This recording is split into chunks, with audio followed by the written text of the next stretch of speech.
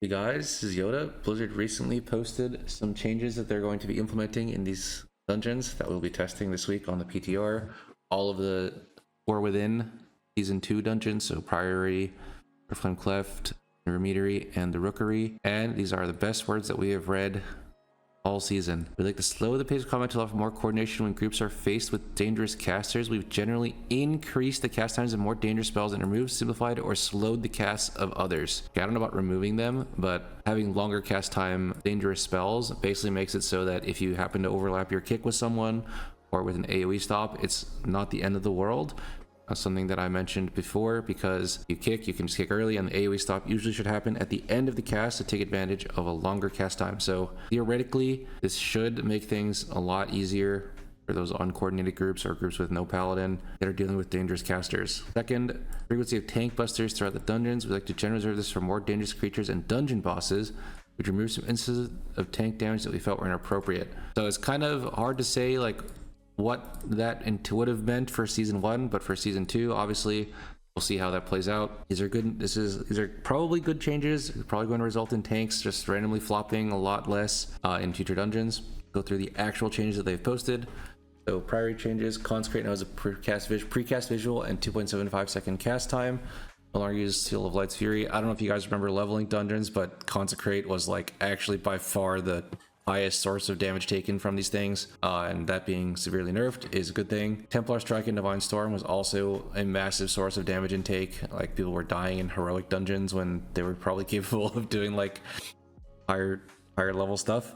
So yeah, that being removed is good. Mortal Strike being removed from Arathi Footman is definitely a change that was probably going to be necessary. Otherwise, the beginning of this dungeon was going to be impossible for tanks. Now, the minecart event. So everyone looking at season 2 was like, oh my god, I really hope Darkflame Cleft is fixed. So this is probably their first pass at it. I would hope they probably do some more than this, but we'll see. So anyway, the minecart's candlelight now burns more slowly.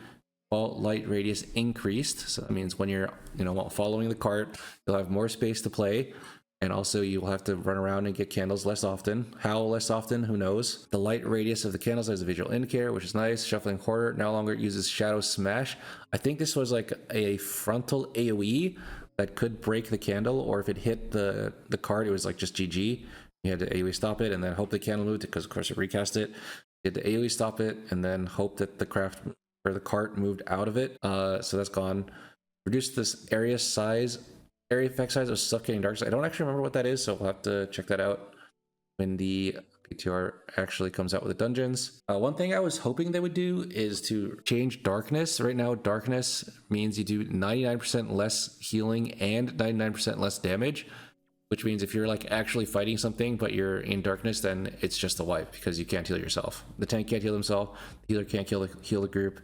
You're just going to die like whenever you take whatever damage you were going to take. So I can understand maybe wanting players to deal with the mechanics of having damage reduced by 90%, kind of makes sense, but healing reduced by 99% is just going to cause a lot of frustrating wipes. Hope they reconsider that. All right, the Meadery. Tasting room attendance thirsty duration changed from unlimited to 20 seconds. I don't actually remember what that is, so we'll have to check that out when it comes out. Reckless delivery cooldown increase. So this was actually a big problem when leveling dungeons.